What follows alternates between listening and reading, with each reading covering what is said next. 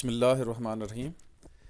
Previous video में हमने single mean को टेस्ट किया था और दो मीन्स को टेस्ट किया था, equality of the two means को टेस्ट किया था।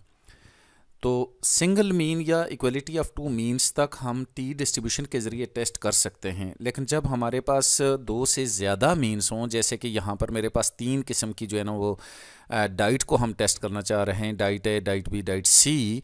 तो जब दो से ज़्यादा पॉपुलेशंस के मीन्स को इकट्ठा टेस्ट करना हो तो फिर उस वक्त हमारे पास टी डिस्ट्रीब्यूशन जो है वो अपनी सर्विसेज प्रोवाइड नहीं कर सकता। तो इसके लिए हमारे पास एक अल्टरनेटिव टेक्निक है जिसको हम कहते हैं एनालिसिस ऑफ वेरिएंस टेक्निक। तो एनालिसिस ऑफ वेरिएंस टेक्निक में अगर हमें एक सिंगल करैक्टरिस्टिक्स को टेस्ट करना है, चेक करना है, जैसे यहाँ पर हम सिर्फ ओनली डाइट का इफेक्ट चेक करना चाह रहे हैं और हमने तीन ग्रुप्स को ये डाइट दी है और ये स्मॉल सैम्पल केस है, तो हम इस तीनों डाइट को टेस्ट करना चाह रहे हैं कि क्या इसमें जो वेट गेन हो रहा है तो क्या ये सब एक जैसा है, यानी कि डाइट ए, बी, सी ये इक्वली परफॉर्म करती हैं या कि इनका इम्पैक्ट जो है वो वेट गेन करने में डिफरेंट है। तो इसके लिए हम इक्वलिटी ऑफ सेवरल मीन्स वाला कंसेप्ट है हमारे पास और वो टेस्ट होता है एनालिसिस ऑफ वेरिएंस के ज़रिए। तो अब हम सबसे simple case analysis of variance का, जो कि वन वे एनोवा जिसको हम कहते हैं one way analysis of variance, इसको कंसिडर करते हैं और डाइट का इफेक्ट देखते हैं।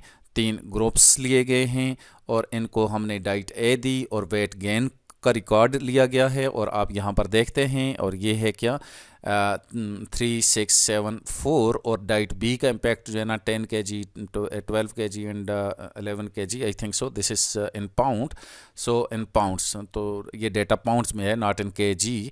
तो यहाँ पर ये सी का 8, 3 और 2, 5, तो ये कुछ इस तरीके से हमारे पास डेटा आ रहा है। तो अब हम जो है प्रोसेस शुरू करते हैं टेस्टिंग ऑफ हाइपोथेसिस का। तो कैसे करेंगे? हम सबसे पहले हम नल और अल्टरनेटिव हाइपोथेसिस बनाते हैं। तो मेरे पास जो नल हाइपोथेसिस इस केस में बनेगा वो है H0 और हम ये लेते हैं कि μ1 is equal to μ2 is equal to μ3। तो यहाँ पर क्या ये फर्स्ट डाइट ए का मीन और डाइट बी का मीन और डाइट सी का मीन, यानी कि एवरेज परफॉर्मेंस तीनों डाइट की एक जैसी है, हम नल हाइपोथेसिस में रखते हैं। और अल्टरनेटिव हाइपोथेसिस में यहाँ हमारे पास बहुत सारे अल्टरनेटिव हाइपोथेसिस बन सकते हैं। जैसे फॉर एग्जांपल हम ये लिख सकते हैं कि μ1 is not equal to μ2 but μ1 is equal to μ3, या μ2 is not equal to μ3 but μ1 is equal to μ2। और इस तरीके से यहाँ पर सेवरल पॉसिबिलिटीज़ हो सकती हैं जब तीन से ज़्यादा मीन्स हों, 4 हों, 5 हों, 6 हों and so on up to K means हों। तो इसके लिए हमारे पास मल्टीपल पॉसिबिलिटीज़ होती हैं अल्टरनेटिव हाइपोथेसिस में। तो हम ओवरऑल इसका एक ही जो है ना सिंपल वे में हम लिखते हैं कि हम ये लिखेंगे कि alternative hypothesis at least one of the mean is not equal।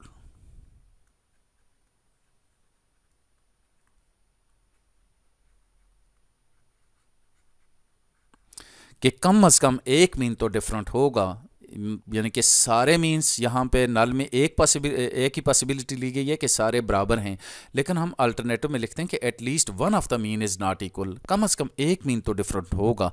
तो इसके बाद सेकंड स्टेप में हम लेवल ऑफ सिग्निफिकेंस लिखते हैं और वो हमें दिया हुआ है, यहाँ पर ये दिया हुआ है 0.05, तो ये लिखा। थर्ड स्टेप में हम टेस्ट स्टैटिस्टिक्स लिखते हैं। तो यहाँ पर हमारे पास टेस्ट स्टैटिस्टिक्स जो है वो है S²B ओवर S²W।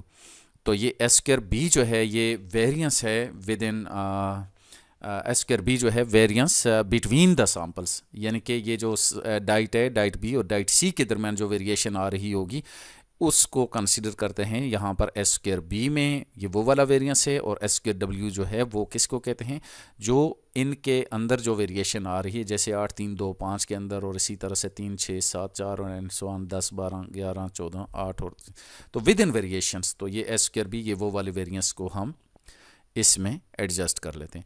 और यहाँ पर इसकी जो डिग्री ऑफ फ्रीडम है, जो हम इसको टेबल में जाके हम इसको की वैल्यूज़ जो है वो जाके देखते हैं, वो है k-1 इंटू n माइनस के। तो ये k-1 और n माइनस के क्या है? k basically number of classes को कहते हैं, यानी कि मीन्स के नंबर ऑफ़ ग्रुप्स कह सकते हैं। यहाँ पर जहाँ पर 3 ग्रुप्स हैं तो यहाँ पर k हमारे पास 3 हो जाएगा। और n क्या है? n is the total number of observation in all groups. और ये जैसे यहाँ पर 4 है, यहाँ पर 6 है, यहाँ पर 4 है, तो ये 14 ऑब्जर्वेशंस होती हैं। तो n इज इक्वल टू 14 है माइनस के, तो 14 माइनस के 3, यानी कि 14 माइनस 3 इज इक्वल टू 11 हो जाएगा। तो इसके बाद जो हमारे पास ये फार्मूला अगर है, मैं इसको लिखना चाहूँ तो ये कुछ एस स्क्वायर बी का जो है वो फार्मूला आ जाता है। इसको मैं ये लिख सकता हूँ कि between sum of squares divided by k-1, this is the degree of freedom. और बिटवीन सम ऑफ स्क्वायर्स को का फार्मूला क्या है? ये होगा sum of ni into X bar I और उसके बाद माइनस एक्स बार। तो ये जो एक्स बार मैं ले रहा हूँ ये आई, इसका मतलब ith ग्रुप का मीन। जैसे यहाँ पर डाइट ए का ग्रुप है, यहाँ पर इसका मीन, फिर उसके बाद डाइट बी का मीन और डाइट सी का मीन। जबकि ये वाला जो मीन है ये x bar, this is the overall mean, ये तमाम वैल्यूज़ का मीन, यानी कि सारी वैल्यूज़ को आपने ऐड करना है और नंबर ऑफ़ ऑब्जर्वेशंस जो कि यहाँ पर 14 है उस पर डिवाइड करेंगे तो आपके पास ये मीन आ जाएगा। तो इसके बाद इसका स्क्वायर करेंगे तो ये जो न्यूमरेटर आ जाता है ये कहलाता है बिटवीन सम ऑफ स्क्वायर्स। और यहाँ पर ये k-1 आ जाएगा। और इसके बाद जो है नेक्स्ट जो है एस स्क्वायर डब्ल्यू, या इसको एरर सम ऑफ स्क्वायर भी कह सकते हैं, एस स्क्वायर डब्ल्यू भी कह सकते हैं, या एस स्क्वायर ई भी कहते हैं इसको, एरर सम ऑफ स्क्वायर। तो ये किसके इक्वल होगा? Within sum of squares, या इसको एरर सम ऑफ स्क्वायर्स भी कहते हैं ESS। और इसके अंदर होगा n माइनस के। तो डिवाइड करेंगे number of degrees of freedom और वो है n माइनस के। तो n total number of observation, k is the number of groups. तो ये इस तरीके से हो जाता है। इसको फाइंड आउट करने के लिए हमारे पास फार्मूला है। हम जैसे यहाँ पर n मल्टीप्लाई किया तो यहाँ पर ni माइनस 1 मल्टीप्लाई करेंगे किसके साथ? एस स्क्वायर आई के साथ।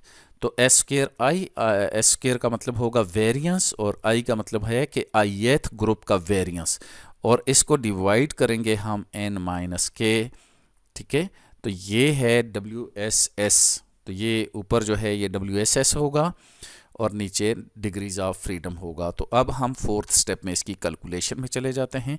तो ये मैंने ऑलरेडी डेटा को यहाँ पर सब्स्टिट्यूट कर दिया था। तो यहाँ पर ये देखें, ये मेरे पास 4th स्टेप आ रहा है। ये देखें यहाँ पर इसको हम कह देते हैं XA, यानी कि यहाँ पर डाइट ए का डेटा है और यहाँ अगर हम इसको ले लेंगे तो ये XA का स्क्वायर। तो ये मैं जस्ट कैलकुलेशन पर्पस के लिए ये कर रहा हूँ। अगर आपने कैलकुलेटर डायरेक्ट यूज़ करना है तो there is no need to take the squares, but कि आपने अगर ये शो करना है कि आपने किस तरीके से कैलकुलेशन की है, तो ये आपके पास XA की ऑब्जर्वेशंस हैं, यानी कि डाइट ए की ऑब्जर्वेशंस हैं, और ये उसका हम स्क्वायर ले लेते हैं और हम कैलकुलेट करते हैं कि कैसे हमने मीन फाइंड आउट करना है और कैसे हमने इसका वेरिएंस जो है वो कैलकुलेट करना है। तो सबसे पहले ये देखें कि आपके पास इस डाइट ए का जो सम ऑफ ए है, सम ऑफ XA है, तो वो किसके इक्वल है? वो है सम ऑफ XA और वो है यहाँ पर 20 आ जाता है। आप इसको डिवाइड करेंगे नंबर ऑफ ऑब्जर्वेशंस पे तो n1 आ जाएगा। तो ये आपके पास x बार a आ जाएगा, या x बार 1 भी आप इसको कह सकते हैं। तो इसको NA भी कह सकते हैं या x बार n इंटू n1 कह सकते हैं। तो यहाँ पर ये क्या हो जाएगा? इसको आप करते हैं 3 + 6 प्लस यहाँ पर 7 और फिर plus 4 divided by number of observations, और ये आ जाती है 4। तो ये यहाँ पर 20 डिवाइडेड बाई 4, तो ये देखें 20 आ जाएगा। ये 4 पे डिवाइड करेंगे तो ये 5 आ जाता है। द नेक्स्ट स्टेप के आपने इसका वेरिएंस भी फाइंड आउट करना है। तो वेरिएंस इसको देखें तो ये 9 हो जाएगा, ये 36 हो जाएगा, यहाँ पर ये 49 हो जाएगा और 4 का स्क्वायर 16 हो जाएगा। तो यहाँ पर हम 16 लिखेंगे। इसके बाद अगर हम इस डाइट ए का हम वेरिएंस लेंगे तो एस स्क्वायर ए, और इसके लिए हमारे पास जो फार्मूला है वो 1/n - 1, और यहाँ पर हम sum of X square A और minus sum of X A whole square, और उसके बाद डिवाइड कर देंगे इसको n पर, और ये किसके इक्वल हो जाएगा यहाँ पर। ये देखें सम ऑफ एक्स स्क्वेयर ए जो है इस 9 + 36 + 49 + 16 जो है ना ये आ जाता है। तो हमारे पास यहाँ पर एक कैलकुलेटर है, हम ये कैलकुलेटर ले लेते हैं और इसमें जो है हम यहाँ पर ये वैल्यूज़ जो है ना वो सब्स्टिट्यूट करते हैं। तो ये देखें यहाँ पर आ रहा है 9 + 36 + 49 + 16, अब ये आ रहा है 110। तो सम ऑफ एक्स स्क्वेयर हमारे पास कितना आ गया 110। तो ये 110 आ जाएगा और n हमारे पास इस ग्रुप का यानी कि एन ए जो हमारे पास है वो कितना है, वो है 1/4 - 1, और यहाँ पर हमारे पास ये आ रहा है 110 माइनस सम ऑफ एक्स ए जो है वो मेरे पास कितना है, आप अगर इनको सम अप करेंगे तो ये 20 आ जाता है, और हमने यहाँ पर किया है ये 20 आया हुआ है, तो इसको मैं 20 का स्क्वायर कर लूँगा और इसको डिवाइड कर लूँगा 4 पे, और इसको हम सॉल्व कर लेंगे। तो ये मेरे पास जो इसका आंसर आता है, हम अगर इसको कैलकुलेटर ही लेते हैं तो ये देखें 110 हुआ है, तो इसमें से हम माइनस करते हैं, ये देखें 20 का स्क्वायर करेंगे, ये 20 का स्क्वायर हो गया, इसको डिवाइड करते हैं 4 पे और ये आ जाएगा इक्वल 10 के, और इसको फिर डिवाइड करते हैं 4 - 1 3 पे। तो ये देखें ये किया तो मेरे पास 3.33 आ गया, 3.33 आ गया। ये तो कैलकुलेशन है जो आप यानी कि पेपर में आप कर सकते हैं, और या अपनी कैलकुलेशन पर्पस के लिए अगर आपके पास सिंपल कैलकुलेटर है तो आप उसके ज़रिए कर सकते हैं। लेकिन ये एक वैल्यूज़ यानी कि सॉरी एक सैम्पल के लिए आपको ज़रूर कर लेना चाहिए ताकि पता चले कि आपको ये चीज़ आती है। इसके बाद नेक्स्ट स्टेप जो होता है, अगर आप इसको डायरेक्टली कैलकुलेटर से सारा कुछ अगर आप सॉल्व करें तो वो ज़्यादा जो है ना वो जल्दी भी काम हो जाएगा, और रिक्वायरमेंट भी यही है कि एनालिसिस ऑफ वेरिएंस में चूँकि हमारे पास टाइम जो है ना पेपर के पॉइंट ऑफ व्यू से बहुत कम होता है, तो आप डायरेक्टली कैलकुलेटर जो है ना वो इस्तेमाल कर सकते हैं। तो इसमें आप सबसे पहले ऑल क्लियर कर दें, उसके बाद यहाँ पर मोड में जाएं, सबसे पहले इसको सिंपल कंप्यूटेशन में आ जाएं ताकि इसके अंदर जो डेटा है वो वॉश हो जाए। उसके बाद दोबारा मोड में जाएं और उसके बाद 3 को प्रेस कर लें, तो ये आपके पास स्टेट्स आ जाएगा, इसमें VAR इस 1 पे लिखा हुआ है, तो इस 1 को प्रेस करेंगे, ये डेटा आ जाएगा। इसके बाद आपने पहला जो सैंपल है इन वैल्यूज़ को डालेंगे। तो बेसिकली हम डायरेक्टली मीन और वेरिएंस जो है वो लेना चाहते हैं कि मीन और वेरिएंस जो है ना वो डायरेक्टली जो है ना वो क्या आता है। तो यहाँ पर मैं जो है ना डायरेक्टली मीन और वेरिएंस इसका लेना चाह रहा हूँ। तो ये देखें सबसे पहले मैंने इस 3 को लिखा और यहाँ पर इक्वल कर दिया है, उसके बाद मैं यहाँ पर लिख रहा हूँ 6 को और उसके बाद इक्वल कर रहा हूँ, उसके बाद 7 को लिख रहा हूँ और उसको इक्वल कर रहा हूँ, ठीक है। उसके बाद मैं यहाँ पर 4 को लिख रहा हूँ और उसको इक्वल कर रहा हूँ, और उसके बाद ये देखें 4 वैल्यूज़ एंटर हो गई। इसके बाद ऑल क्लियर करें, शिफ्ट किया, उसके बाद जो है ना यहाँ पे स्टेट्स में आए, और उसके बाद ये देखें यहाँ पर आप इसके सम्स में भी देख सकते हैं, यहाँ पर 3 को प्रेस कर लें तो ये देखें सम ऑफ एक्स और सम ऑफ एक्स स्क्वायर। तो ये सारी जो है ना चीज़ें यहाँ पर आप इसके ज़रिए भी कर सकते हैं, लेकिन मेरा काम है कि मैं आपको इसमें ये दिखा दूँ। सबसे पहले डायरेक्ट फाइंड आउट करने का तरीका, तो उसमें हम 4 में चले जाते हैं यहाँ पर। तो ये देखें 4 में अगर आप डायरेक्टली मीन और वेरिएंस लेना चाहते हैं तो वो क्या होगा, तो ये देखें x बार करेंगे तो आपको ये 5 मिल जाएगा। तो अभी मैं SX लेता हूँ, तो ये S स्क्वायर A है, तो ये SX का स्क्वायर कर लेना, तो ये 4 को मैं प्रेस करूँगा तो इसका स्क्वायर भी साथ कर लेता हूँ। तो यहाँ पर ये देखें स्क्वायर कर लिया, तो ये मेरे पास वेरिएंस आ जाएगा, ये देखें 3.33। तो ये मेरे पास मीन भी डायरेक्ट आ जाएगा और वेरिएंस भी डायरेक्ट आ जाएगा इस तरीके से। और उसके बाद मैं यहाँ पे टोटल जो है ना वो एक्स बार आई, और ये एक्स बार आई जो है ना मेरे पास इस ग्रुप का जो है ना डाइट ए का जो मीन है वो कितना है, वो है 5। तो ये मैंने 5 लिख लिया जो कि यहाँ पर मुझे मालूम है, वैसे डायरेक्टली कैलकुलेटर से भी ले सकते हैं। अब S स्क्वायर आई मतलब ith ग्रुप का वेरिएंस जो है, जिस तरह से फर्स्ट डाइट ए का वेरिएंस क्या होगा वो मेरे पास कैलकुलेटर से मैंने निकाला, वो आ रहा है 3.33 है। इसके बाद मैं दोबारा कैलकुलेटर लेता हूं और उसके बाद इस डेटा को इंटर करता हूं ताकि मैं डायरेक्टली ये चीज़ें हासिल कर सकूं। तो सबसे पहले मैं मोड में जाता हूं और उसके बाद मैं सिंपल कंपटीशन में आ जाता हूं, फिर उसके बाद मोड में जाता हूं और उसके बाद 3 को प्रेस करता हूं और उसके बाद 1 को प्रेस करूंगा, ये वेरिएंस आ जाएगा। इसके बाद मैं ये वैल्यूज़ इंटर करता हूं, ये देखें 10 इंटर किया, इक्वल किया, 12 इंटर किया, इसी तरह से 11, 14 और उसके बाद 8 और 6, 8 किया और उसके बाद 6 को किया। तो ये 6 वैल्यूज़ मेरे पास इंटर हो गई। इसके बाद मैं ऑल क्लियर कर दूंगा, उसके बाद मैं यहाँ पर शिफ्ट में आता हूँ और उसके बाद मैं यहाँ पर ये 1 में आता हूँ, VAR यानी कि 4 में चला जाता हूँ। यहाँ पर ये देखें 2 पे मेरे पास मीन है, तो इसमें मेरे पास 2 आ जाता है। 2 को प्रेस किया तो ये देखें 10.17 आ जाएगा। तो ये मेरे पास आ जाएगा, यहाँ पर मैं इसको लिख लूँगा, यहाँ पर मेंशन कर लूँगा 10.17। तो ये मेरे पास मीन आ गया है ग्रुप 2 का, यानी कि डाइट बी का।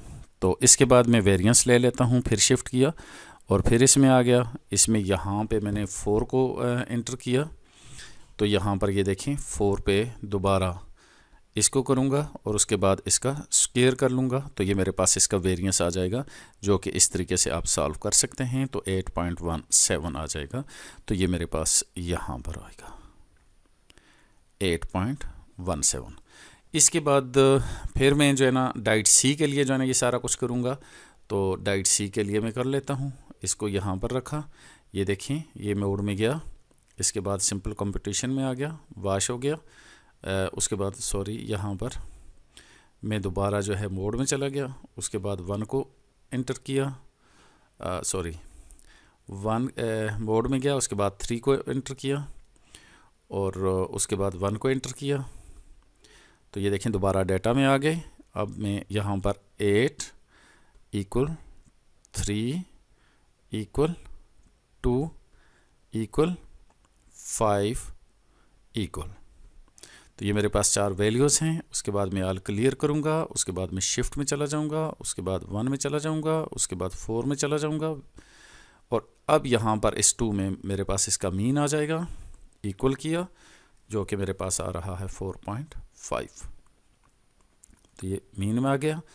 उसके बाद जो है ना मेरे पास नेक्स्ट जो है वेरिएंस लेना है मैंने।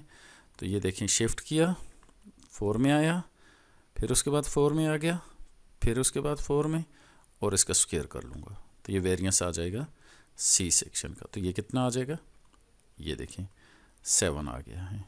तो इस तरीके से मेरे पास जो चीज़ें आ रही हैं वेरिएंस मुझे जो है ना मालूम हो गया डाइट सी के लिए भी, और इसी तरह से डाइट बी के लिए, डाइट सी के लिए, डाइट ए के लिए, सब के लिए मुझे मीन भी और वेरिएंसेस मालूम हो गए। इसके बाद मेरा काम है कि मैं जो है ना यहाँ पर बेसिकली एफ़ फाइंड आउट करूँ। तो एफ़ फाइंड आउट करने के लिए मुझे एस स्क्वायर बी निकालना है। तो एस स्क्वायर बी के लिए मुझे बी एस एस निकालना पड़ेगा, जो कि इस न्यूमरेटर में है। तो इस न्यूमरेटर में ये देखें sum of N I X bar I minus X bar square आ रहा है। तो ये एक्स बार स्क्वायर जो है ना ओवरऑल मीन मैंने अभी निकाला नहीं। तो ओवरऑल मीन जो है ना वो आप निकाल सकते हैं, इन तमाम वैल्यूज़ को ऐड करें और फिर इन तमाम वैल्यूज़ को ऐड करें, फिर इन तमाम वैल्यूज़ को ऐड करें। तो ये 14 वैल्यूज़ को ऐड करके 14 पे डिवाइड करेंगे तो आपके पास ओवरऑल मीन आ जाएगा। या दूसरा तरीका ये है कि आप जो है ना कंबाइंड मीन निकाल सकते हैं और वो उसका फार्मूला है n1 x1 बार। तो इसी तरह से यहाँ पर n2 x2 बार और प्लस n3 x3 बार। तो ये फार्मूला है कंबाइंड मीन, जितने भी ग्रुप होंगे उस तक जो है ना आप यहाँ पर इसको ऐड कर सकते हैं। तो यहाँ पर क्या हो जाएगा n1 plus n2 plus n3। तो यहाँ पर ये n1 मीन्स na है यहाँ पर।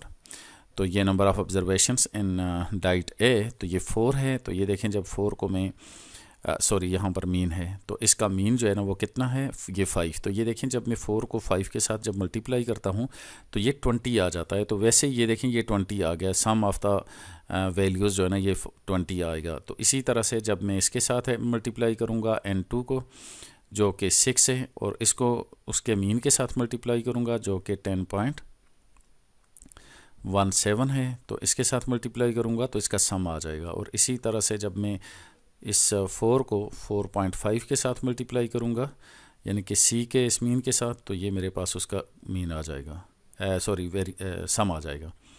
तो इस तरह से, तो ये जब इसको डिवाइड किया मैंने कितने पे, यहाँ पर 4 + 6 + 4, तो यहाँ पर +4, तो ये आ जाता है 14। तो अब जब इसको मैं ओवरऑल इसका मीन जो है ना वो फाइंड आउट करूँगा, तो आप यहाँ पर देखेंगे कि इस तरीके से हम कर सकते हैं। ये देखना, ये 4 × 5 + 6 × 10.17 और उसके बाद +4 × 4.5 और इसके बाद इक्वल कर दूंगा और इस पर डिवाइड करूंगा कितना, 14 को। ये नीचे जो है ना 14 है, तो ये आ गया 7.07। तो ये 7.07 आ जाएगा। तो ये ओवरऑल मीन आ गया मेरे पास यहाँ पर। अब जो नेक्स्ट स्टेप है वो मेरे पास S²B और S²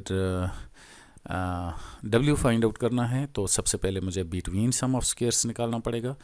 तो बिटवीन सम ऑफ स्क्वेयर्स के लिए मेरे पास फार्मूला है sum of ni x bar i minus x bar whole square. तो ये देखें सबसे पहले ni, तो इसका ni फर्स्ट जो सैम्पल है मेरे पास उसमें 4 है, 4 मल्टीप्लाई किया x बार i, ये देखें मेरे पास x बार 1 जो है ना वो 5 है और ओवरऑल मीन मेरे पास x बार 7.07 है और इसका मैं स्क्वेयर कर लूँगा, फिर प्लस इसी तरह से यहाँ पर इस 6 है सैम्पल और इसका मीन मेरे पास 10.17 है माइनस 7.07 और इसका स्क्वेयर हो जाएगा, फिर प्लस 4 हो जाएगा और उसके बाद यहाँ पर 4.5 माइनस 10.07 और इसका स्क्वेयर हो जाएगा। अब इसको आप कैलकुलेटर से सॉल्व करेंगे तो इसका आंसर आता है 101.1 आ जाएगा। और इसी तरह से फिर अब हम WSS लेते हैं। तो WSS जो है ना वो कैसे होगा, फार्मूला मेरे पास ni माइनस 1 इंटू SI²। तो ni माइनस 1 मेरे पास फर्स्ट का जो सैम्पल साइज़ है वो 4 है, तो 4 माइनस 1 S1² जो कि 3.33 है, फिर इसी तरह से प्लस करूँगा 6 माइनस 1 नेक्स्ट का सैम्पल और ये 6 है और उसके बाद जो है ना इसका वेरिएंस है वो यहाँ पर 8.17 है। इसी तरह से प्लस थर्ड का सैम्पल साइज़ 4 है तो 4 माइनस 1 और उसका SI² ये 7 है। तो इसको हम सॉल्व कर लेंगे। तो ये कैलकुलेटर से आपने सॉल्व करना है, तो आंसर इसका आ जाएगा यहाँ पे 71.83।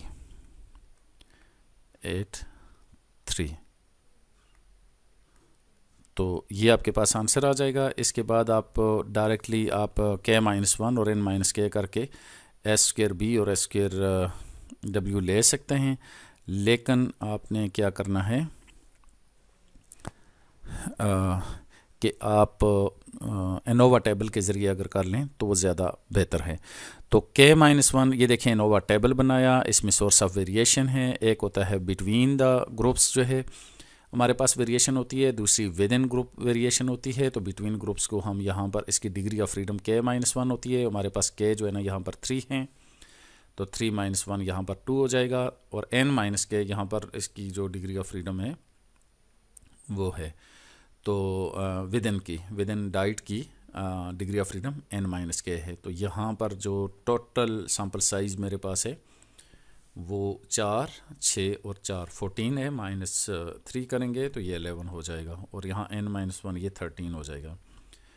इन दोनों को ऐड करने से भी ये 13 आ जाता है और इसी तरह से एस का मतलब है सम ऑफ स्क्वेयर्स, जो कि हमने एस निकाल दिए हैं, और इधर बी है तो ये बिटवीन सम ऑफ स्क्वेयर्स, तो ये बिटवीन सम ऑफ स्क्वेयर्स मैंने निकाले 101.1 आ गया। और इसी तरह से W S S within sum of squares जो कि मेरे पास आ रहा है 71.83,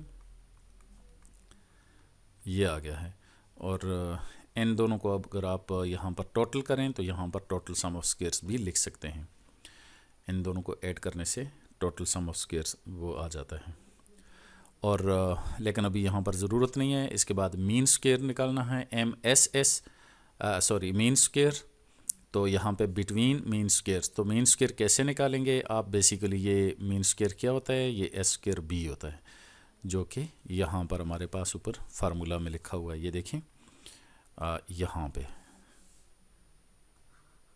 ये देखें एस स्क्वेयर, ये जो है एस स्क्वेयर बी, तो एस स्क्वेयर बी में ये देखें B S S divided by K minus 1। तो अब आप इस पर डिग्री ऑफ फ्रीडम जो है ना वो डिवाइड करेंगे तो आपके पास बी एस एस आ जाएगा।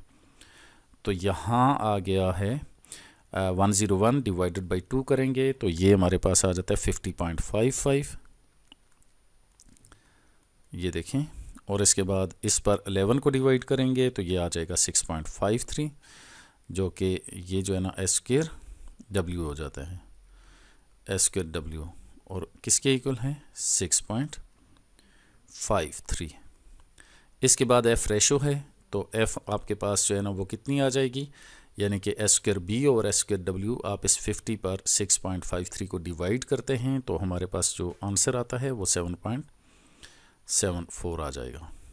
अब आपने एफ़ टेबल को देखना है, तो एफ़ टेबल आपको मिलेगा यहाँ से कि देखें एफ़ अल्फ़ा, और यहाँ पर हम क्या करते हैं के माइनस 1 और एन माइनस के पे जाके देखते होते हैं।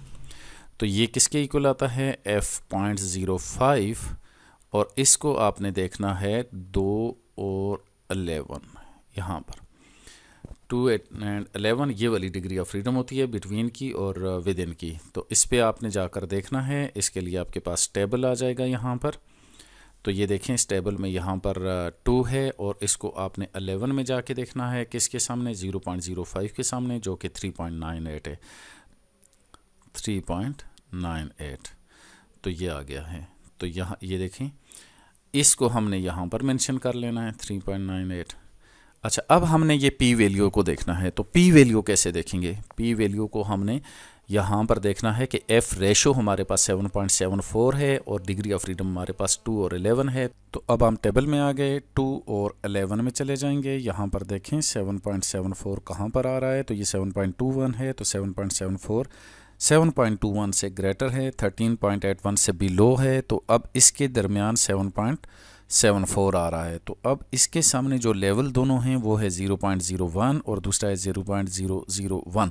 तो इसका मतलब पी वैल्यू जो है हमारी वो इसके दरमियान में कहीं पर है। तो अब हम लिखते हैं P value is greater than 0.001 and less than 0.01, 0.001 और ये लेस देन है 0.01। तो पी वैल्यू जो है वो लेस देन आ गई है। तो यहाँ पर मैं इसको फ़िलहाल यहाँ पर ये मेंशन करता हूँ कि पी वैल्यू है लेस देन 0.01 के, जबकि हमारा जो लेवल ऑफ सिग्निफिकेंस है हमारे सेकंड उसमें स्टेप में, तो यहाँ पर देखें ये कितना है 0.05 है और पी वैल्यू हमारी कितनी है वो 1% से भी कम है। तो इसलिए हमारा जो कंक्लूजन हुआ वो ये हुआ कि वी वेल, मतलब कंक्लूजन हमारा जो छठा स्टेप होता है, तो हम यहाँ पर लिखेंगे कि we reject H naught, we reject H not. तो एच नॉट को हमने रिजेक्ट कर दिया है, ठीक है। तो ये मेरा कंक्लूजन हो गया, यानी कि जिसको हम कह सकते हैं कि फोर्थ और फिफ्थ स्टेप में हम जो कंक्लूजन लिखेंगे वी रिजेक्ट एच नॉट। अब यहाँ पर जब हम इसको कहते हैं ना कि रिजेक्ट हो गया, तो इसका मतलब ये हुआ कि सारे मीन्स बराबर नहीं हैं। तो अब हमने फर्दर डिटेक्ट करना है कि कौन से मीन बराबर नहीं है। क्या कोई सा एक मीन तो बराबर नहीं होगा, तो हम उस एक मीन को या एक से ज़्यादा मीन जो बराबर नहीं है उसको हम डिटेक्ट करते हैं। तो वो डिटेक्ट करने के लिए हम फर्दर इन्वेस्टिगेशन में चले जाते हैं, और फर्दर इन्वेस्टिगेशन किसके ज़रिए होगी, वो है ये जो है ना शेफे टेस्ट में के ज़रिए। इस टेस्ट के ज़रिए सबसे पहले हम यहाँ पर ये देखें दो फार्मूलाज लिखे हुए हैं, इसके ज़रिए हम जो है ना दो पेयर्स की कैलकुलेट करेंगे वैल्यूज़ को, और यहाँ पर ये जो है हम क्रिटिकल वैल्यू है, ये वाली क्रिटिकल वैल्यू का मतलब यही होता है कि बेसिकली ये k-1 है, और ये क्रिटिकल वैल्यू यही होती है जो कि हमने ऑलरेडी निकाल दी एफ अल्फ़ा, और यहाँ पर k-1 और n-k, तो ये वाली वैल्यू होती है जो कि हमने यहाँ पर ये निकाली है, तो ये क्रिटिकल वैल्यू कहते हैं इसको। तो अब देखें एफ जो है डैश जो है वो क्या आएगा, k-1 जो है ना 3-1 2 हो जाएगा, और इस 2 को आपने मल्टीप्लाई कर देना है 3.98 से, तो ये 3.98 से मल्टीप्लाई की है, तो ये मेरे पास आ गई 7.96, तो ये मेरे पास 7.96 वैल्यू क्रिटिकल वैल्यू आ गई। अब हम इसके ज़रिए एफ एस फाइंड आउट करेंगे, कोई से जो भी दो मीन होंगे उनके दरम्यान ये वाली वैल्यूज़ फाइंड आउट करेंगे, और फिर हम उसको चेक करते हैं कि वो जो है ना क्या इससे बड़ी है या इससे छोटी है। तो ये देखें मेरे पास जो मीन्स आ रहे थे वो मेरे पास मीन्स आ रहे हैं यहाँ पर एक्स बार ए जो है ना वो मेरे पास आ रहा था 5, एक्स बार बी जो है वो मेरे पास आ रहा है कौन सा 10.17, और उसके बाद एक्स बार सी जो है वो मेरे पास आ रहा है कितना आ रहा है, वो आ रहा है 4.5। अब हम इसको अरेंज करेंगे, ठीक है, अरेंज करेंगे। तो ये देखें सबसे पहले हम जो है ना सी को लिखते हैं, उसके बाद हम ए को लिखते हैं, और उसके बाद हम बी को लिखते हैं। तो सबसे बड़ी वैल्यू जो है ना वो सी, सबसे छोटी वैल्यू सी की है, 4.5 है इसका मीन, यानी कि एक्स बार यहाँ पर हम इसके सामने लिख लेते हैं, ये 4.5 आ रहा है। नेक्स्ट हमारे पास 5 आ रहा है ए की वैल्यू, और बी की जो है ना वो हमारे पास आ रही है 10.17। तो सबसे पहले मैं जो दो एक्सट्रीम वैल्यूज़ हैं यहाँ पर 4.5 और इसको, तो हम बी और सी को कंपेयर करते हैं, या सी एंड बी, और सी एंड बी को सबसे पहले कंपेयर करेंगे और इस फार्मूले में पुट करेंगे। तो इस फार्मूले में यहाँ पर आप इसको जो है ना वो फाइंड आउट कर सकते हैं, इसमें वैल्यूज़ पुट करेंगे। तो ये कैसे होगा, ये देखें एफ एस, और इसमें सब्स्टिट्यूट करने से मेरे पास आ जाएगा 4.5 माइनस 10.17, और इसका स्क्वायर कर लें। तो ये बहुत सिंपल सा टेस्ट है, इसको करें। और फिर एस स्क्वायर डब्ल्यू, तो एस स्क्वायर डब्ल्यू जो है वो ये वाला है यहाँ पर, ये देखें ये 6.53, तो इसके बाद 6.53 को करेंगे, और उसके बाद 1 ओवर यहाँ पर ये देखें जो 1 ओवर n1, तो ये C का जो है सैंपल जो है वो कितना है, C में 1 ओवर 4 हो जाएगा, और B का सैंपल जो है ना वो कितना है, वो 1 ओवर 6 हो जाएगा। तो इसके बाद इसको अब आप सॉल्व कर लें। तो ये मैं यहाँ पर इसको कैलकुलेटर ले लेता हूँ, तो आप यहाँ पर देख सकते हैं कैलकुलेटर लिया, तो इसके बाद मैंने ब्रैकेट लिखा 4.5, ये देखें 4.5 हो गया, फिर उसके बाद माइनस किया 10.17, यहाँ पे 10.17 हो गया, और उसके बाद इसको क्लोज किया, इसके बाद इसका स्क्वायर किया, फिर इसको डिवाइड कर दिया है, फिर ब्रैकेट के अंदर ये लिख लें सारा 6.53 ये लिखा, और उसके बाद इसको मल्टीप्लाई कर देंगे, फिर ब्रैकेट में लिख दूंगा 1/4, और उसके बाद प्लस 1/6, 1 डिवाइडेड बाई 6। इसके बाद एक ब्रैकेट क्लोज कर दिया इसका, फिर दूसरा ब्रैकेट ये इसका डिनोमिनेटर का, और इसके बाद मैंने इक्वल कर दिया। तो ये मेरे पास आ रहा है 11.81। तो ये देखें ये वैल्यू आ गई 11.81, ये आ गई है। तो अब ये 11.81 को अब हम इसको कंपेयर करेंगे, किसके साथ कंपेयर करना है, इस वैल्यू के साथ, यहाँ पर इस वैल्यू के साथ इस 11 को कंपेयर करना है। तो आप ये देख रहे हैं कि ये वैल्यू जो है वो ग्रेटर देन जो है वो एफ डैश से है। तो इससे जब ग्रेटर देन है तो हम लिखेंगे यहाँ पर C and B, the mean of C and B are not equal. तो ये नॉट इक्वल है। अभी उसने हमें जो यहाँ पर हमने लिखा हम रिजेक्ट एच नॉट, तो रिजेक्ट एच नॉट जो है यहाँ पर उसमें क्या है कि reject H not μ1 is equal to μ2 is equal to μ3, तो हमने इसको रिजेक्ट किया था। तो अभी हमें ये तो पता चल गया कि हमारे पास जो वैल्यूज़ आ रही हैं वो B और C आपस में बराबर नहीं हैं। उसके बाद जो है ना मैं नेक्स्ट जो है ना वो ले लेता हूँ C और A को। तो अब मैं C एंड A ले लेता हूँ और इसको चेक कर लेते हैं। तो यहाँ पर FS ये क्या आ रहेगा, ये देखें फार्मूला मेरे पास x बार आई, तो ये C का मीन जो है ना मेरे पास 4.5 आ जाएगा और उसके बाद 5 आ जाएगा, 5 आ जाएगा। इसका स्क्वायर करूँगा और उसके बाद इसको डिवाइड करूँगा 6.53 पे और उसके बाद यहाँ पर क्या आ जाएगा 1/4 और प्लस 1/4। तो इसको सॉल्व कर लूँगा। तो ये दोबारा मैंने कैलकुलेटर लिया, तो मैं इधर से आ जाता हूँ, इसमें चेंजेस ले आता हूँ। ये देखें यहाँ पर इस जगह पर कितना आ रहा है 4 आ रहा है, दोनों तरफ 4 आ रहा है। अब मैं इस तरफ आ रहा हूँ, मज़ीद ये 6.53 एज इट इज़ रहेगा। तो यहाँ पर इस b की जगह पर यहाँ पर मैं 4.5 माइनस 5 कर दूँगा, तो इसके बाद इक्वल कर दूँगा, तो ये मेरे पास आ जाएगा आंसर। तो ये देखें 0.07 आ रहा है, 0.07 which is less than f value. तो जब इससे लेस है तो इसका मतलब ये हुआ कि C and A are equal, C and A are equal, यानी कि मीन जो हैं C और A के they are not different, C and A are equal. It's mean that यानी कि mu A is equal to mu C, ये दोनों बराबर हैं। लेकिन इधर जो हमने किया था तो इसका मतलब ये हुआ कि mu C is not equal to mu B, ये बराबर नहीं है, लेकिन ये आपस में बराबर हैं। अब हम जो है ना A और B को कंपेयर करते हैं, A एंड B, इसको कंपेयर करेंगे तो FS निकाल लें। तो उसी तरह से A की वैल्यू 5 है, माइनस 10.17 है और इसका स्क्वायर कर लेंगे और उसके बाद 6.53 और उसके बाद 1/4 प्लस 1/6। अब इसको सॉल्व कर लेंगे। तो ये मेरे पास कैलकुलेटर है, इसके ज़रिए जब मैं यहाँ से आ जाऊँगा, ये देखिए यहाँ पर आ जाऊँगा, तो इसको 10.17 और उसके बाद मैं यहाँ पर आ जाऊँगा 6.53 1/4 और उसके बाद 1/6 कर लूँगा और इक्वल किया तो ये आ रहा है 11.81। तो यहाँ पर भी ये 11.81 ऑलमोस्ट आ रहा है, 82 कर लें, ये 11.82।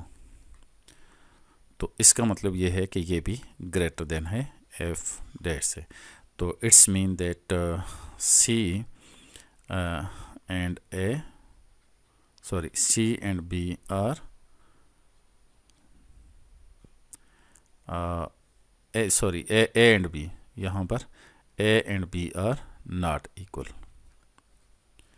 means कि mu A is not equal to mu B। अब इसमें जो यानी कि जो कंक्लूजन बनता है वो ये है कि आपके पास 3 किस्म की डाइट हैं, A, B और C। तो आपने वेट गेन करना है तो उसमें आपके जो B है that are quite different from A and C, कि A और C जो डाइट हैं दे आर इक्वली परफॉर्म्ड, वो एक जैसी परफॉर्म करती हैं और कंपैरेटिवली B के मुकाबले में काफ़ी कम वेट गेन कर रही हैं। तो उनका इम्पैक्ट भी एक जैसा है। इट्स मीन कि आप A लें या C, दैट डजंट मैटर, लेकिन B आपका वेट जो है ना वो काफ़ी ज़्यादा गेन कराएगी। तो इसलिए डाइट B जो है वेट गेन करने के लिए एक बेस्ट डाइट होगी।